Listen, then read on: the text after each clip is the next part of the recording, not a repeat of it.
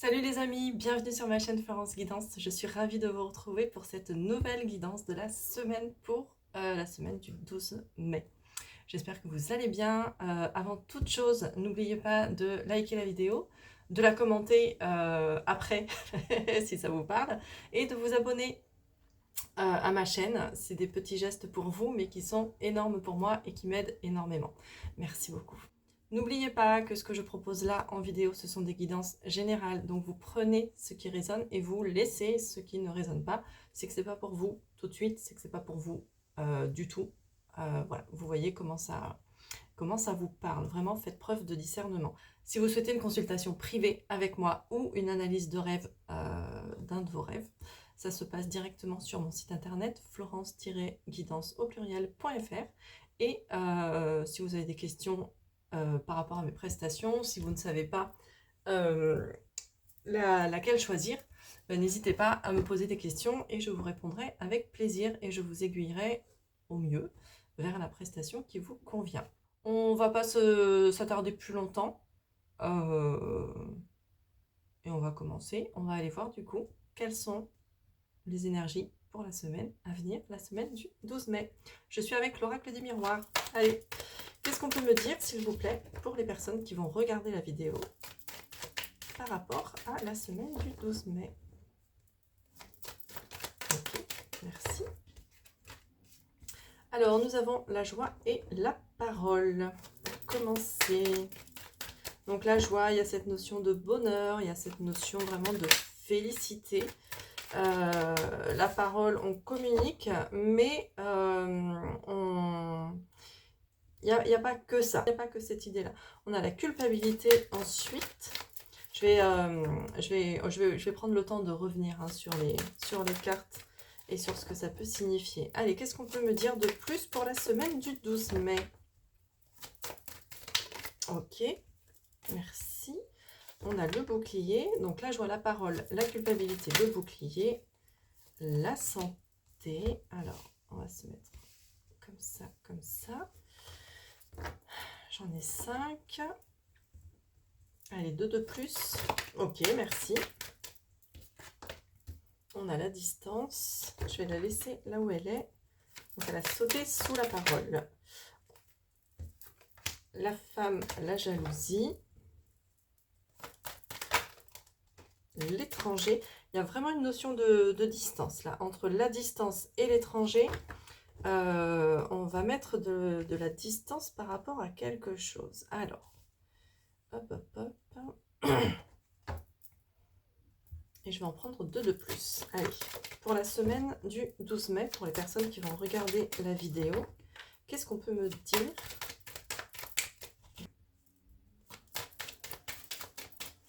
Allez, 2 cartes de plus. Bon, ben ça sera 3.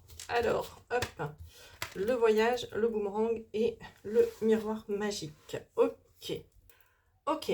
Alors, du coup, on a un message, un message global qui nous invite à la fois à se prendre en main par rapport à une situation, à prendre de la distance et à mettre vraiment de la distance par rapport à une situation et à affronter certaines choses. Alors, on est face, déjà, pour commencer, on a eu la joie et la parole. Alors, avec la joie et la parole, ici, on a cette notion, du coup, de bonheur, mais associée avec la parole là, il y a plutôt une notion, notamment avec ce personnage-là là, qui se met les mains devant la bouche. Il y a une notion il y a un fardeau qui pèse sur vous, qui regardez la vidéo. Il y a quelque chose qui vous pèse. Et je pense que, vu qu'il y a la joie avec, ce qui vous pèse, c'est le fait de ne plus ressentir de joie. Comme si la joie, elle avait disparu. Et ça commence à vous peser. Vous prenez peut-être conscience que vous avez perdu cette joie de vivre, ce bonheur que vous pouviez avoir dans la vie. Et ça commence à vous peser. Donc, on peut aussi avoir des communications qui vont nous rendre heureux, mais de manière un peu provisoire. Euh, comme si... euh,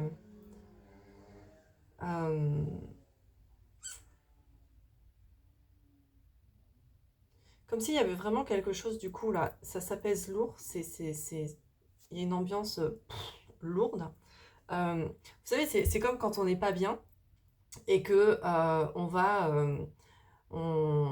va sur les réseaux sociaux ou on va manger un truc pour nous faire du bien. C'est vraiment éphémère, c'est provisoire, ça vient combler quelque chose là, maintenant, tout de suite. Et c'est comme en fait si cette discussion que vous avez ou que vous avez eu, que vous avez ou que vous allez avoir, va vous apporter ce bonheur, cette joie, mais vraiment de manière éphémère. C'est hop, on tire un feu d'artifice et ça se termine en fait. Donc il y a cette sensation-là. Le fait de plus ressentir de joie, ça commence à vous peser. On a la culpabilité ici. La culpabilité, elle est du coup à côté de la parole. Donc en fait, ce qui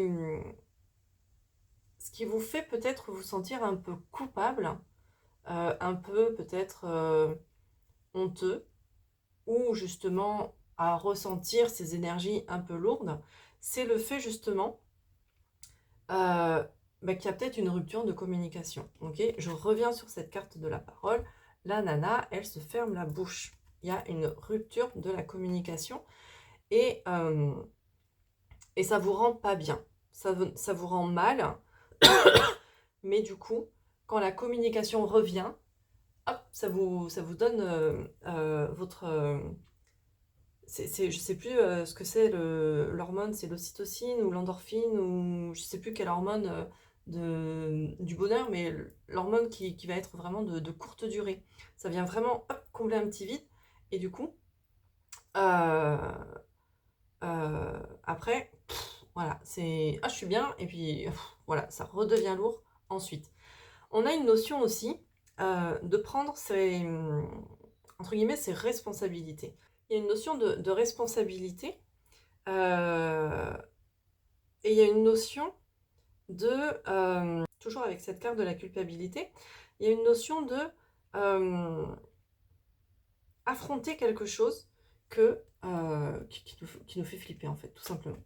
Du coup, on a ces cartes-là. On a la culpabilité et le bouclier. Le bouclier, c'est la protection. Je me protège, ok. Je me protège ou je dois me protéger. Je dois protéger mon énergie.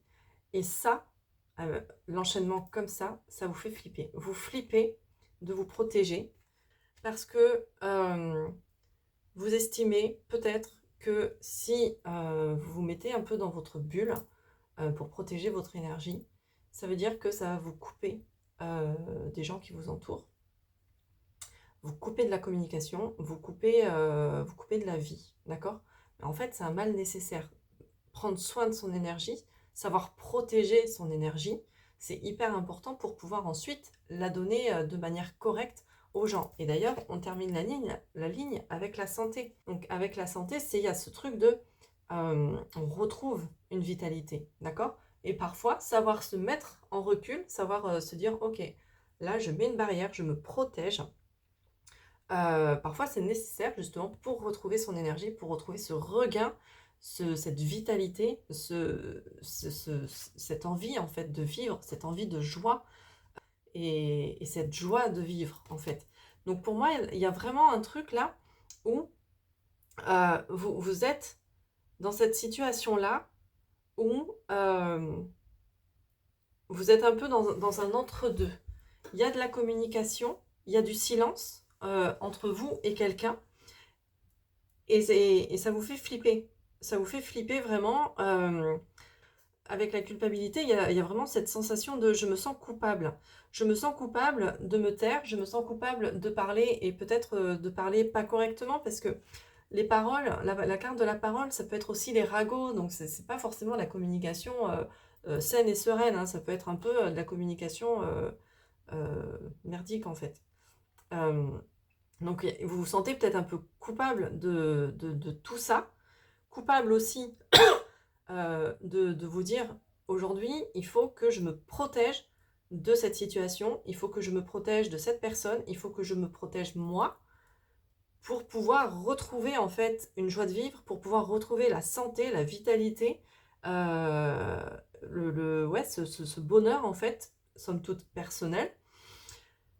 Et, et là, vous êtes en train de prendre conscience de ça. Sur la ligne en dessous, on a la distance, la femme, la jalousie et l'étranger. Donc avec la distance, on commence à émettre cette éventualité, à penser à cette éventualité de mettre la distance. Je commence à me dire que cette personne est peut-être pas si bonne que ça pour moi, ou cette situation est pas si bonne que ça pour moi. Donc du coup, peut-être qu'il est temps que je me recule un petit peu. Peut-être qu'il est temps que je me détache et que je prenne un peu mes distances. Il y a la femme, donc c'est peut-être en relation avec une femme de votre entourage. Et on a la carte de la jalousie. La jalousie, c'est cette notion... Alors, il y a cette notion un peu de jalousie, mais là, vu le contexte, c'est cette carte-là qui parle de se prendre en main. On se prend en main, pourquoi? Pour acter la distance, ok? Pour acter la distance. Sur la carte de l'étranger, ici, là, juste là, ça, c'est le dessin qu'on retrouve sur la carte de la distance. Donc là, on commence à penser à prendre de la distance, à prendre son envol. Et ici, on est plus dans le... ça y est, je l'intègre en fait dans ma tête, je l'intègre dans mon corps je dois mettre de la distance. Et ce qui est intéressant, c'est que ces cartes-là sont sous le bouclier en triangle. Hein. Donc, il y a vraiment ce truc de... je prends conscience que je dois acter une distance pour pouvoir me protéger et prendre soin de moi, prendre soin de mon énergie. Et en dernière ligne, on a le voyage, le boomerang et le miroir magique. Avec le voyage, on a cette montgolfière. On prend de la hauteur sur les événements, on prend de la hauteur sur une situation et on observe avec cette longue vue, on observe les choses peut-être de manière un peu différente. Et juste à côté, on a le boomerang. Le boomerang, c'est cette notion de je récolte ce que je sème. Si je sème des tomates, je ne vais pas récolter des carottes. Ça paraît logique. Si je sème de la merde, je vais récolter de la merde. D'accord? Donc on sème et on récolte ce qu'on sème. Sur cette carte-là, ici, là, ça, c'est le dessin qu'on retrouve sur la carte de la séparation. Sauf que sur la carte de la séparation, il y a vraiment une déchirure qui est notée, alors que là, il y a un bout de scotch qui se raccommode, qui remet les deux bouts du dessin ensemble. Donc en fait, il n'y a pas forcément, ça ne veut pas forcément dire qu'il va y avoir réconciliation entre vous et cette femme qui est là, mais il y aura peut-être du coup une autre façon de voir les choses. Sur le boomerang, ici, on a le yin et le yang, donc il y a un certain équilibre. Donc, étant donné qu'on va prendre conscience qu'on a besoin de se protéger et qu'on peut le faire en fait en toute sécurité et sans être une connasse ou un connard, sans pour autant laisser tomber les gens ou quoi, c'est juste je me priorise, je prends soin de ma santé, je prends soin de ma vitalité, je prends soin de mon énergie. Du coup, on retrouve un certain équilibre. Et en fait, on va attirer à soi les choses qu'on aura mises en place. Je me protège, je protège mon énergie, je me prends en main. Et elles sont en ligne, hein, c'est en colonne, hein, c'est en colonne diagonale ces cartes. Je me protège, je me prends en main et du coup, je récolte quelque chose. Et ce quelque chose, c'est le miroir magique. Le miroir magique, c'est cette notion de réussite. C'est la meilleure carte du jeu en fait, elle vient annuler toutes les mauvaises et elle vient vraiment asseoir les bonnes en fait. Et c'est pour vous dire, tout va bien se passer en fait. Tu peux prendre le temps de prendre soin de toi. Tu peux te protéger des situations qui t'emmerdent. Tu peux te protéger des personnes qui te font chier. c'est pas grave en fait, d'accord? Tu n'es pas pour autant un connard ou une connasse. Non, tu prends soin de toi et c'est ok, d'accord? Et tout va bien se passer. En dos de deck, j'ai la carte du retour. Le retour, c'est, tant que tu n'as pas compris la leçon, on te remet la situation dans les pattes pour qu'à un moment donné, tu arrives à mettre ce truc. Donc, si, si vous hésitez à prendre soin de vous, à mettre de la distance par rapport à quelqu'un, par rapport à une situation, on vous invite clairement là à le faire et on vous dit clairement, si tu ne le fais pas, ça reviendra jusqu'à ce que tu comprennes et que tu le fasses. Donc vous voyez comment ça résonne pour vous, bien évidemment. C'est un message quand même assez spécifique, mais il y a vraiment cette notion-là de je prends soin de moi, je prends soin de mon énergie. Alors, je vous ai dit, ça pouvait être par rapport à une femme de votre entourage. Ça peut être vous, si vous êtes une femme, où on vous invite là à prendre soin de votre énergie, soin de vous, pour ensuite récolter ce que vous aurez semé, en fait, d'accord? Et du coup, retrouver une joie de vivre, retrouver de l'énergie, de la vitalité, et tout ça.